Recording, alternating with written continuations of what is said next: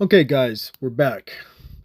This is going to be Bird Island Part 6. I want to say this one was done probably about 3 years ago in September, right around this time right now where we find ourselves.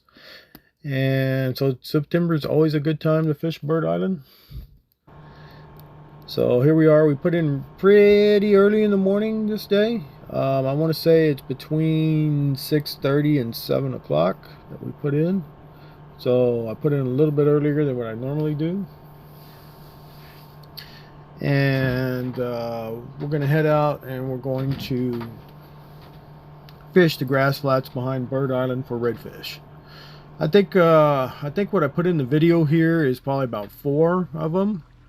But I think I caught more because when you look at the still shots, you'll see there's more fish. So I guess I didn't put them all in. So on my way out that morning, I figured I was going to stop off because what I'd noticed was there was a lot of water at the dock. I mean, the high tide was a lot higher than normal. So I thought, hey, since we got a little bit of time on our hands and the major bite wasn't for a few more hours, I was going to stop off, go in the gut there and explore and maybe try a little bit back there in Horsehead Bay, which is on the backside of Rattlesnake, or on the backside of Horse Island there in Rattlesnake Bay. And so I'm going pretty easy, smooth, because I'm not sure what's what. But you see, if you look on the right there, that's why I'm going real slow. There's a tree limb in the water there, or a tree in the water off of those mangrove trees, because you can see how most of them are dead, because this was after that freeze and it killed the majority of them off, and only a few are kind of sprouting back out again. But as you can see, the majority of all those mangroves there are completely brown. They're dead from when it froze. It killed them. And look how much water. Look off to the port side of the boat there in that little cove right there. That's all full of water, so that's giving me good signs that there's a lot of water in this bay. Because one thing you got to watch out when you go into Horsehead Bay is it gets shallow real fast. So I only fish it at times when we have super high tides. That's when I go in there, because on average the water, when it's super high tide, the water's about 14 inches in that bay. So you can imagine when the tide's lower how shallow it really is. And you got to remember, I got a big boat. I got a 21-foot boat, so it does pretty well in shallow water, but you know, it just can't, it's got to have some kind of water to get going and get up. So look at all this bait. You see all this bait moving here in this little channel as I'm going up in this little gut to get into this bay. Pretty interesting. A lot of bait movement in there. And you know, probably some small little rat reds running around and stuff like that. But this was first thing in the morning. I stopped off here before I went to Bird Island. And actually what happens was I get in there and then come to find out I don't really get to go all the way to the back like I wanted to, because there was already somebody back in there fishing. So I just kind of stop at the beginning of it, cast a few times. See, look at all that bait. A lot of bait.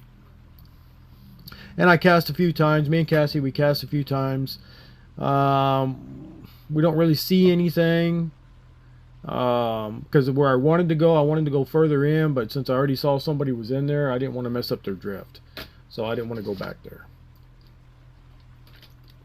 So I mess around there for a little bit here, which you're going to see in this video. Cassie and me, we mess around a little bit, and then we head on over to well, it'll clip out and we're already at Bird Island fishing. But see, there's a lot of water there. So now this is where the bay starts to open up. But if you look at the front port side there, you see that tree in the water? That's a telltale sign that the water gets real shallow real fast right there.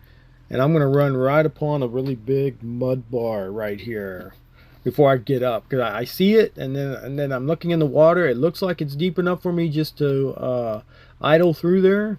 But then all of a sudden I could see, hey man, it's getting shallow right there real quick, and I'm going to try to throttle up, and by then it's too late. I'm already up on the mud bar and I'm stuck. I'm pointing, yeah, hey, look, it's getting shallow, so I'm trying to turn to get away from that mud bar, but it's not going to happen. And then when I throttle up, we don't go anywhere. So I got to turn around and go back. And then I got to come back through and plane and get on top, and I'll go right over that mud bar, no problem. So right there, we're struggling. See, I try to throttle it up, but it was already too late. We're already on it. So we're just going to turn the boat around, go back to the gut, and then we're going to turn around again, and then we're just going to run right over the top of that to get into the bay. So that's something, if you do fish back in this bay, the entrance, there's a big mud bar right there, so you've got to make sure you're planing when you go in, or you're going to get stuck on it. But we'll make the adjustment, and we'll get up on plane, and we'll fly right over it, no problem. It's one thing about that old shoal water. If it's on plane, it can run in 2 inches of water, no problem.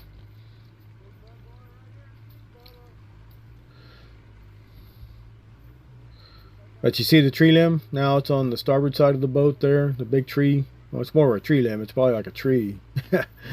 I'm sure it's one of those mangrove trees right there that broke off, and it's over there. So it's real shallow, super shallow. You're talking inches. You're talking probably 6 inches, 7 inches right there somewhere. Even that, right where that's at. So I'm just going to get back, and I'm just going to turn it around, and I'm going to fly right over it, no problem. Look at that, beautiful morning. It was a beautiful morning. I usually don't put in that early, but since I had some time on my hands, that's why we came back here exploring. And once I get in there, I see there's somebody on the spot where I wanted to go, which is way in the back of that bay, way back there, south.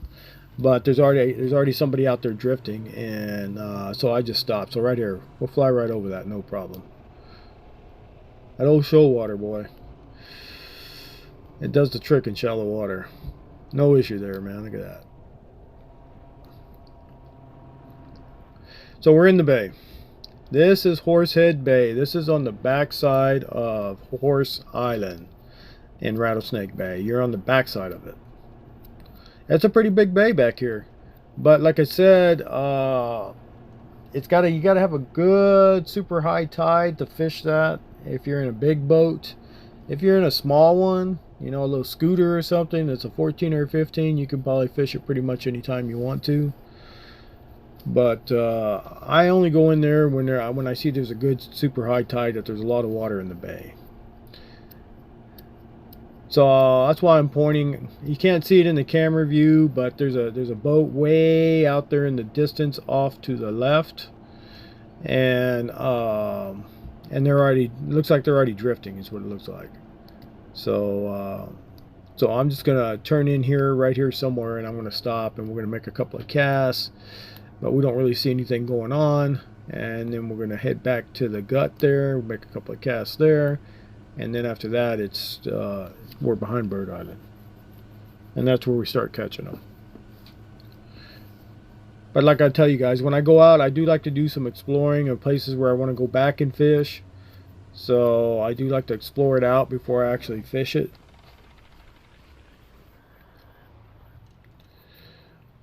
So where I stopped right there, I took measurements, and it was like 13, 14 inches of water is what we're sitting in.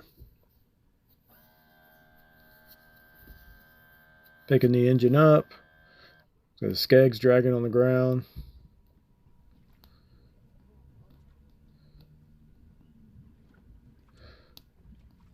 Being able to watch the sunrise that morning. It was a beautiful sunrise that morning. And this is in September, right around basically this time. But it's 3 years ago. So September is a good time to be out there drift fishing the lower Laguna Madre. Reds are coming in. And we cleaned up. We did really well behind Bird Island that day. All of them were nice.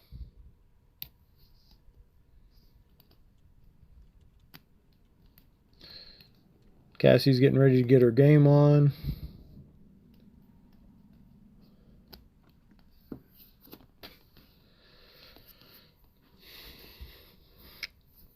And like I say, we'll try a few casts here, but it doesn't really produce anything because really I'm too far out. I need to be closer to the shoreline. And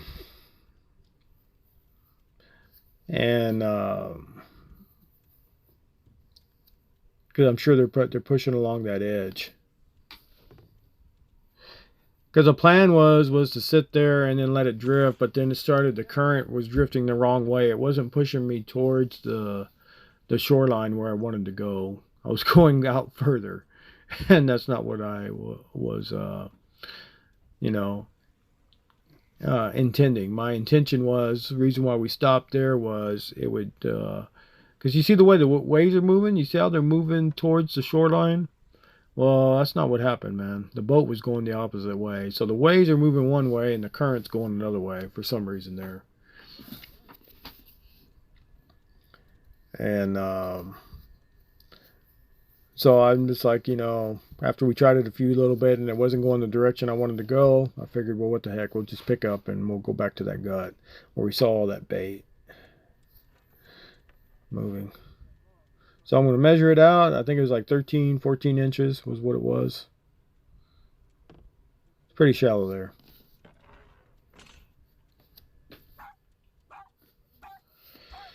And we're just using that back bay Thunder with our number, I want to say number 4, number 2 treble hook with live shrimp.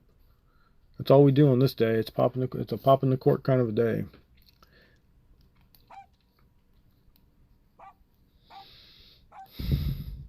Cassie trying to get our mojo going there. Gonna bark up some redfish.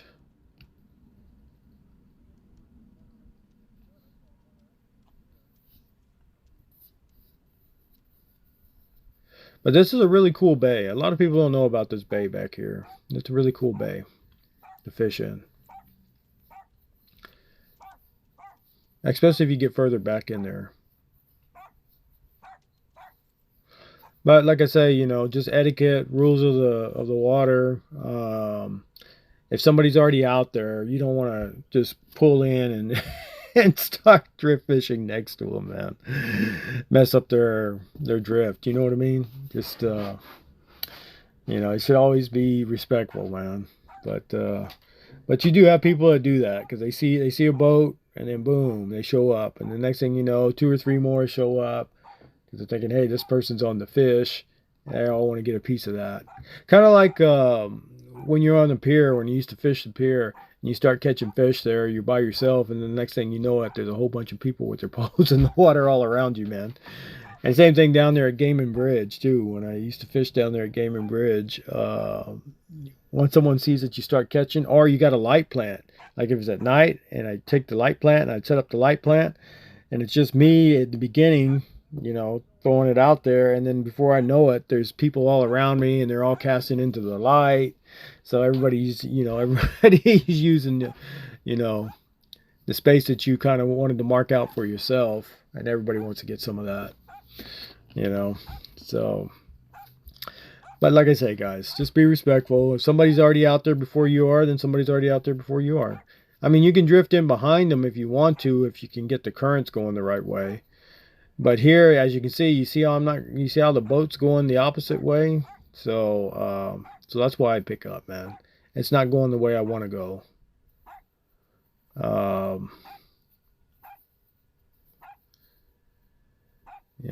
We make a few casts, but it's not flowing in the direction I want it to flow.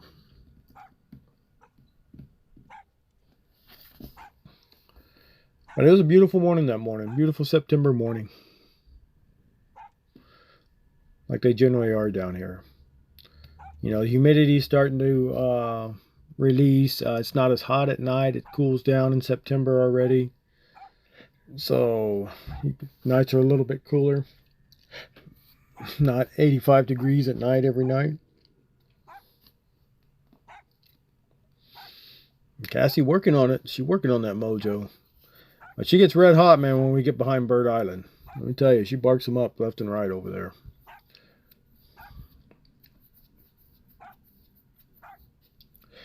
I think this was it. I think after this yeah, no, I guess I'll make a couple more casts. No, that's it. I'm not drifting the way I want to drift. I'm like, nah, let's go back. We'll try that channel a little bit, and then we're going to head to Bird Island.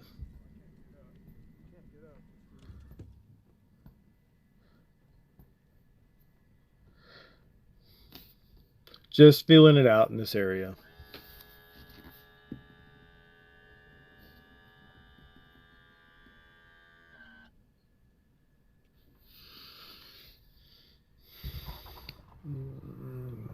Cassie gets up on the deck. I got to put her back down so she doesn't fall off the boat when we take off. Got to grab her and put her down there.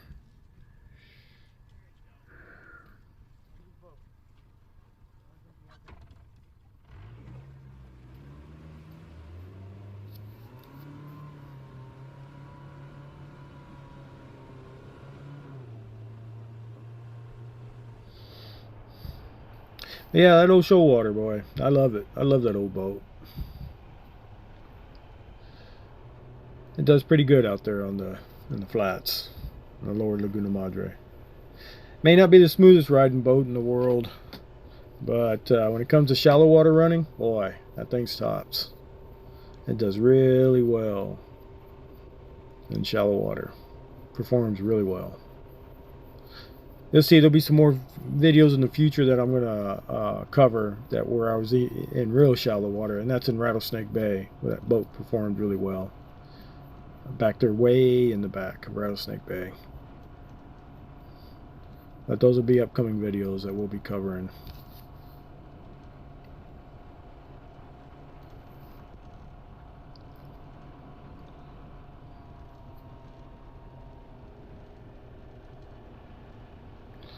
But yeah, beautiful morning, guys.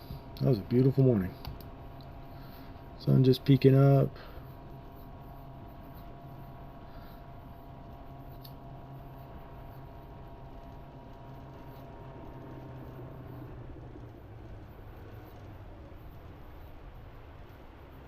So we'll shut it off right here. And we're going to try that edge a little bit, but it doesn't produce anything. I see a lot of bait moving in the water. But man, the hardheads weren't even biting there. That was surprisingly too, man. At least, you would think you'd catch, some hardheads if you're fishing live shrimp. But nothing.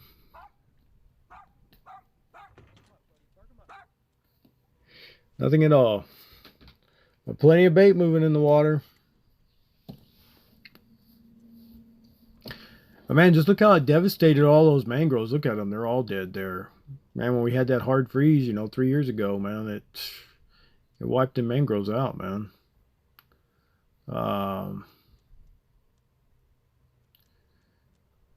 Just destroyed them. Along with a lot of the fish in the lower Laguna Madre too died out.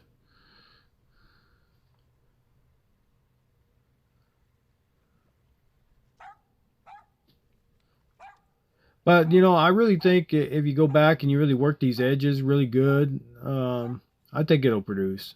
I think it'll produce pretty good. I think you'll get something really good back in here. It's just that morning, I needed to get ready for the major bite, and I wanted to get over to my spot, which was going to be Bird Island. So we were just going to pop it. I saw something moving there, but it didn't take what I was selling. You can see it moving in the water, tailing. You can always tell a predator fish, man, when it's moving. It makes that perfect V cut, motion in the water.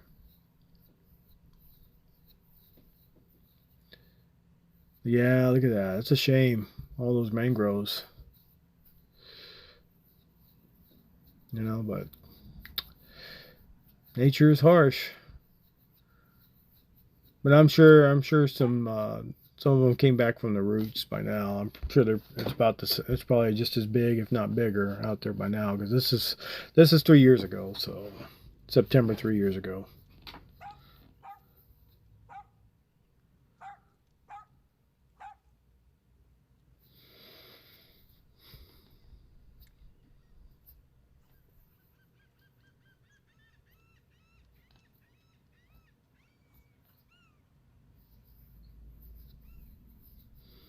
But yeah. So we kind of work both sides of the bank there, back and forth, trying to see if anything will hit, but nothing hits. But it's a different story when I get to Bird Island. Boy, that was a good day out there.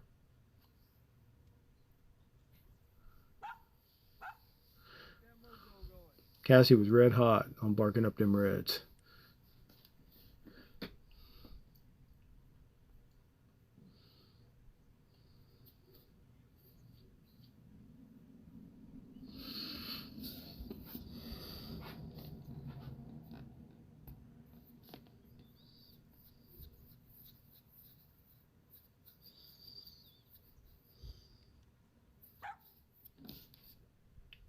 So, when you go out, you have those days, you have those mornings, you have those afternoons where the bite's a little slow in the beginning, and then the bite picks up.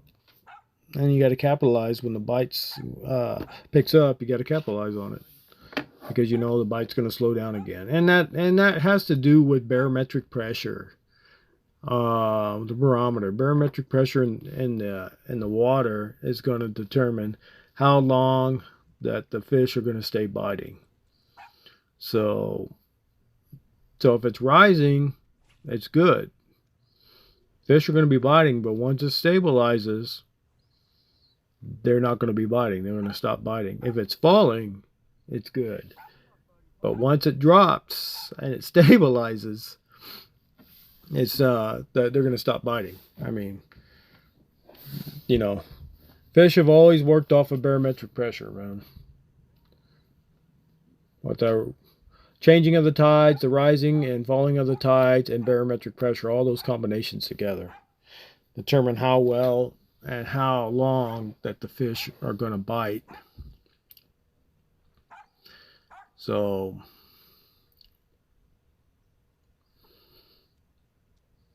that's just a little FYI to kind of keep that in mind. Barometric pressure plays a big role in what we do down here on the lower Laguna Madre, on the length of the bite of the fish.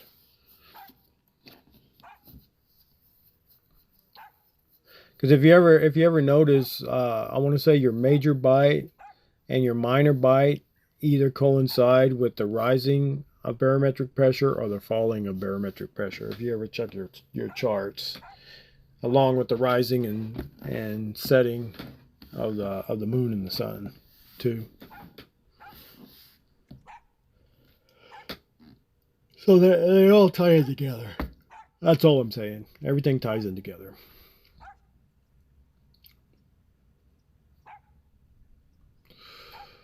But there's a lot of bait fish moving there, but no predator fish taking what I'm selling. But a lot of bait fish moving in that little channel there. I mean, just everywhere moving.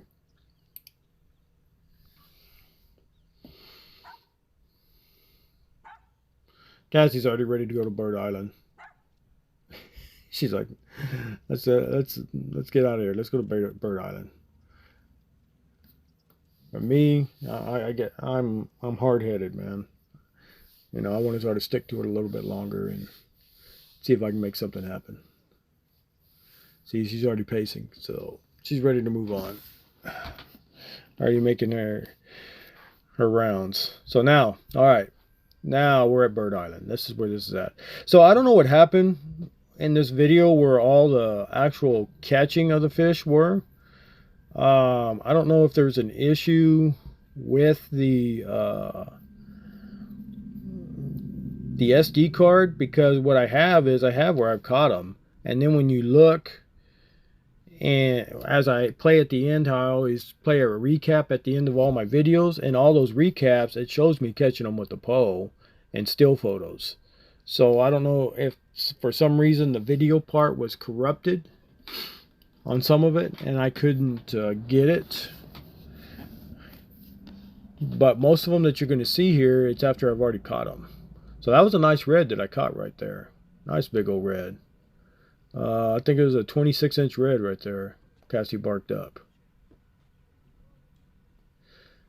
And we leave it in the live well to refresh it before we let it go, because I exhausted it out.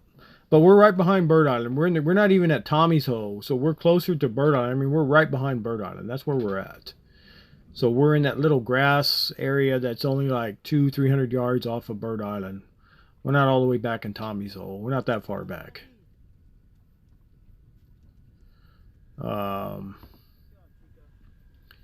And it produces really well, popping the cork. We catch a lot of nice reds right here. So see, you see where I'm getting the bait. I'm going to bait up, and then it skips. It skips to where I've already caught the fish. So I'm thinking that's what I had. I had some kind of issue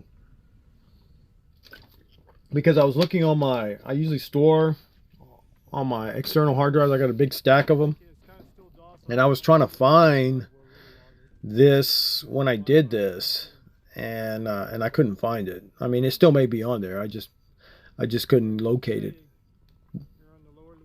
since I was going to do this video, because I was going to try to add it in there. See, and there I am with the pole, and watch. Here I am releasing it. Well, actually, that's the one that you saw right now. So this is the phone part. It's got one dot and then two dots on the other side. That's a beautiful fish. Look at that. It had two unique dots and then one on the other side. That's the one I stick back in the live well. 26-inch redfish. Beautiful. Beautiful fish. Look at that beautiful fish. And we're only fishing in, I don't know, it looks like about maybe 18 inches of water, if even that. What it looks like. About that deep. 18 to 20 inches. You can see the bottom right there.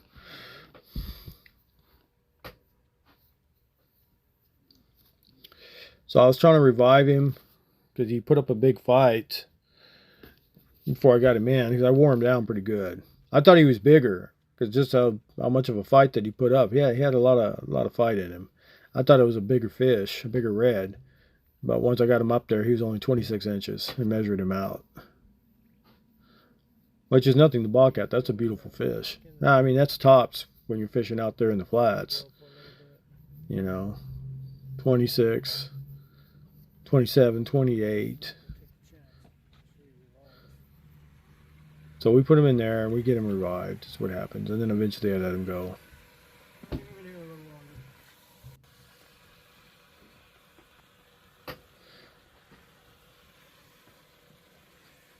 Cassie's over there messing with the shrimp in the net. She likes eating shrimp. She likes it raw. So yeah, so she helps me out with using the bait, because I usually always have a lot of bait left over. So Cassie used to always help me out. She'd help me out with that. She'd eat some of it for me, so we won't have as much bait left over.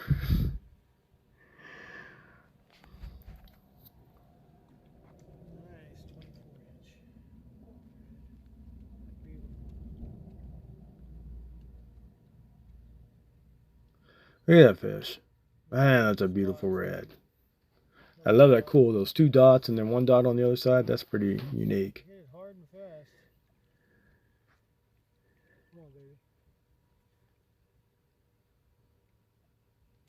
There he is. There he is. He's ready to go now. Heck, I guess I put him back in again. So I guess he went back in twice. Here's the third time we're gonna attempt to try to release him. Beautiful 24-inch red. Beautiful. Good job, my friend. There he goes. Gone. Chica. Telling good job, Cassie. Walking around the corners, getting kind of shy. Yeah, a little camera shy that day. Look at her. Camera shy. Good job. Catch another one. Alright, so see, here's another one we caught. Good job, Cassie. But it doesn't show me catching it. Same day. Right there behind Bird Island is where we're at. Good job. Caught it right after I caught that 26. And I think that's one is another 25 or 26 too. It's a big one too. Good job, Chica.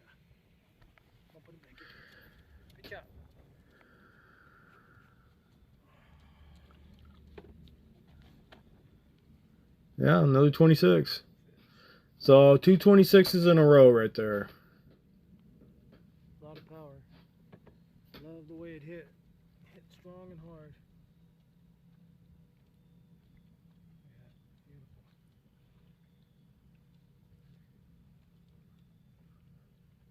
Beautiful. Come on, baby. I love catching redfish. And when I release the big ones, it's just there's this incredible feeling, you know, that Here we go. Come on, let's try it again. you know. Ready? Here he goes. Second 26-inch one gone. So Cassie, thank you. Another good job barking up those big reds. Cassie, like I said, Cassie red hot that day, baby. Red hot. She was on it. She had that mojo going. And here's another one. Or wait, this might be the same one and this is on the phone. Well, no, it's not the same one because I already did the phone. So this is another one. So that's 3. See, this is what I don't understand. I don't want to see. Let's see this. Yeah, see, look at the dots on this one. Look at the unique dots on that one. So this is another one. This is a third one. 26-inch. So that's 3 26-inch redfish that were caught in a row right there behind Bird Island that I caught. Beautiful. Cassie barked up 3 of them right in a row that day. Telling her good job. And I tell you, I miss my puppy boy. Thank you. Good job. Just not the same without her. Rusty's got some big paws to fill once we get back out there in the lower Laguna Madre. So here I'm showing you. Look at all the dots. Look at that unique fish. Look how many dots are on that. 1, 2, 3, 4, 5 on that one side, and then he's only got, I think, 2 on the other side. See, we're right there. We're at Bird Island. We're not even in Tommy's hole. We're right behind. I mean, the island looks further away than what it actually is because you got to remember it's an optical illusion in the GoPro camera. I have it on wide angle, so it's going to make everything look further out than what it really is. We're only like 200 yards off of Bird Island. That's all we are.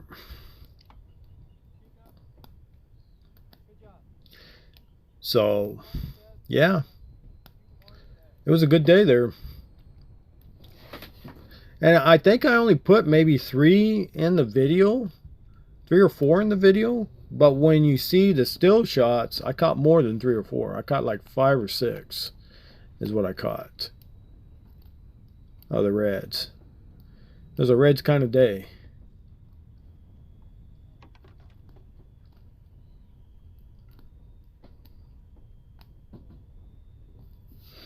Getting those pictures of it.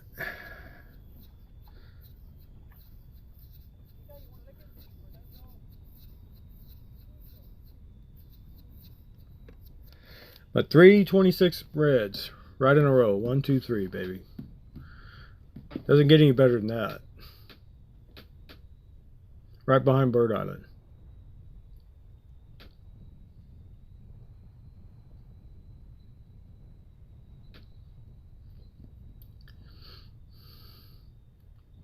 Cassie earned her keep that day, let me tell you. I spoiled her that night, too. We ate redfish. Her favorite dish. She likes redfish. She loves redfish. And she got jerky stick snacks, too, for doing such a good job.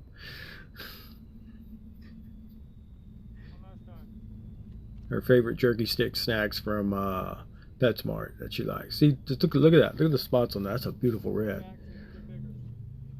26.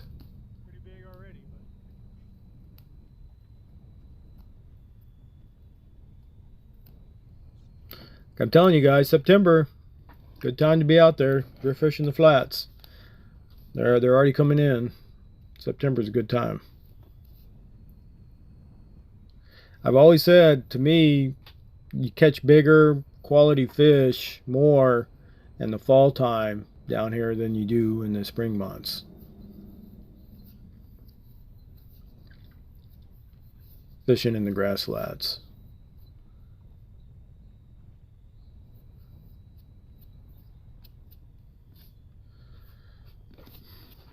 So we'll let that guy go. And I want to say there's one more, I believe, but we'll see. We'll see how this plays out. I'm letting Cassie know what a great job she's done. Showing my appreciation. She's done a really good job that day. With all those big reds right in a row.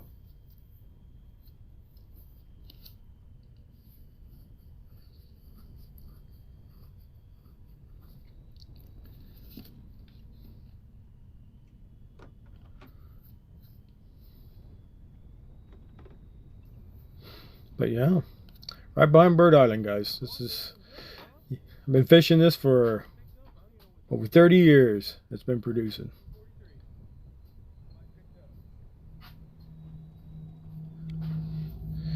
So we had a storm blowing in. I don't know if that's what stirred them up. More than likely, yes.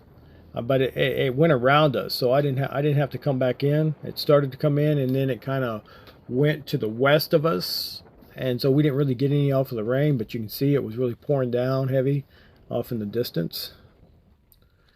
But that probably had a lot to do because it, like I tells you, barometric pressure is what also, you know, when it changes is what make fish bite.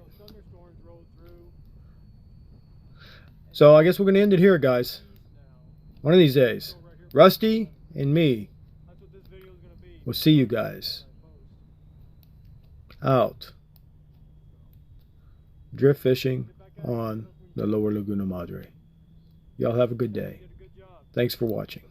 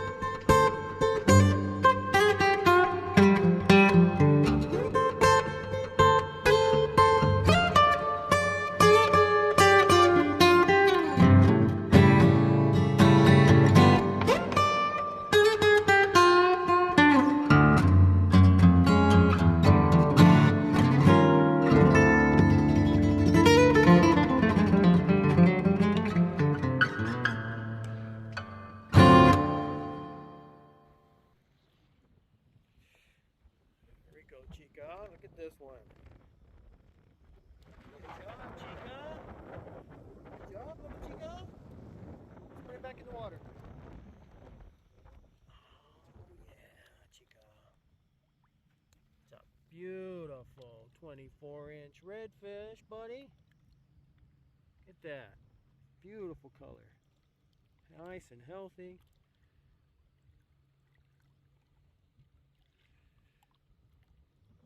Nice. Got one spot on one side and one on the other. But I don't think they're in the same place. Oh yeah, they are. They're exactly in the same place.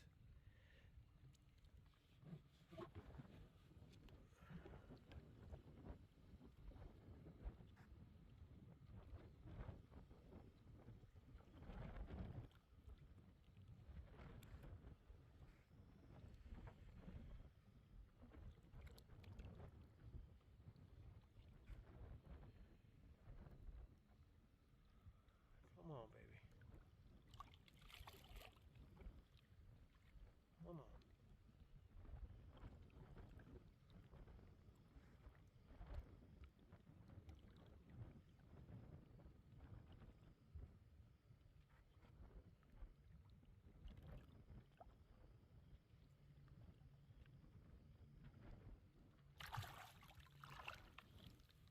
There he goes. Yeah, beautiful redfish.